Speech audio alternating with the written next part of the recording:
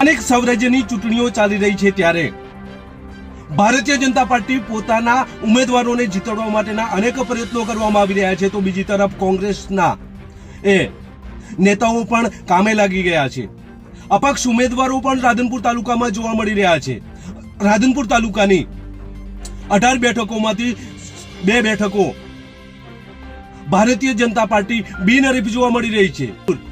આ કામનપુર 11 નંબરની જે સીટ છે તેમાં ત્રિપાંખીઓ જંગ જામે તેવી સ્થિતિનું નિર્માણ થયું છે, કારણ કે ત્યાંના સ્થાનિક ભારતીય જનતા પાર્ટીના અનુસૂચિત જાતિના પ્રમુખને ટિકિટ ન મળતા અહીંયા ત્રિપાંખીઓ જંગ જોવા મળી રહ્યો છે, જેની આજે વાત કરવી છે. નમસ્કાર, ક્રાઇમ આવાજ ન્યૂઝમાં તમારું સ્વાગત છે અને હું છું તમારી સાથે તમારો નાનજી ઠાકોર. આમ તો સ્થાનિક સ્વરાજ્યની ચૂંટણીનો જંગ જામ્યો છે. ગઈકાલે ફોર્મ ખેંચવાની તારીખ હતી, સમય હતો અને આ સમય દરમિયાન બિલોટના કોંગ્રેસના ઉમેદવાર પોતાનું પરત ફોર્મ ખેંચે છે અને ત્યાંના ભારતીય જનતા પાર્ટીના ઉમેદવાર બિનહરીફ જાહેર થાય છે. આ અગાઉ પણ છાણિયાથરના કોંગ્રેસના ઉમેદવારે ફોર્મ ખેંચ્યું હતું અને ત્યાં પણ ભારતીય જનતા પાર્ટીની બિનહરીફ આ તાલુકા પંચાયત થઈ છે. આમ ભારતીય જનતા પાર્ટીની 2 બેઠકો બિનહરીફ જાહેર કરવામાં આવી છે.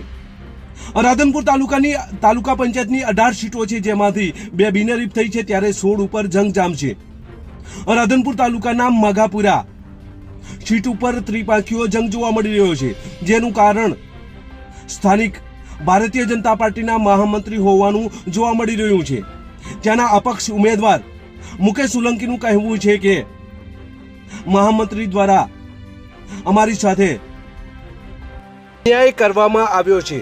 અનેક વખત રજૂઆતો કરી હતી અને રજૂઆતો બાદ પણ જે માણસ ચાલે નહીં એવા વ્યક્તિને આ ટિકિટ આપતા તેમણે અપક્ષ ભર્યું છે. મુકેશ સોલંકી આમ તો અનુસૂચિત જાતિના પ્રમુખ છે ભારતીય જનતા પાર્ટીમાં, છતાં પણ અપક્ષ ઉમેદવારી તેમણે નોંધાવતા અનેક ચર્ચાઓ જોવા મળી રહી છે. આ મઘાપુરા સીટ ઉપર અપક્ષ ઉમેદવાર કોંગ્રેસ અને ભારતીય જનતા પાર્ટી આ ત્રણેય ઉમેદવારો જોવા મળી રહ્યા છે.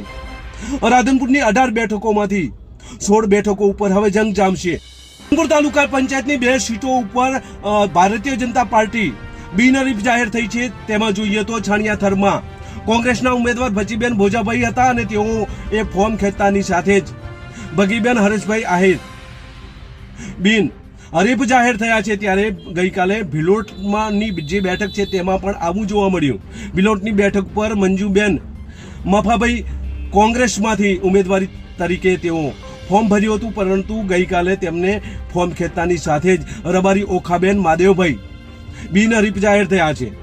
આમ રાધનપુરની 2 બેઠકો ઉપર ભારતીય જનતા પાર્ટીએ ભગવો લહેરાવ્યો છે, ત્યારે હવે 16 બેઠકો ઉપર જંગ જામશે. રાધનપુર તાલુકા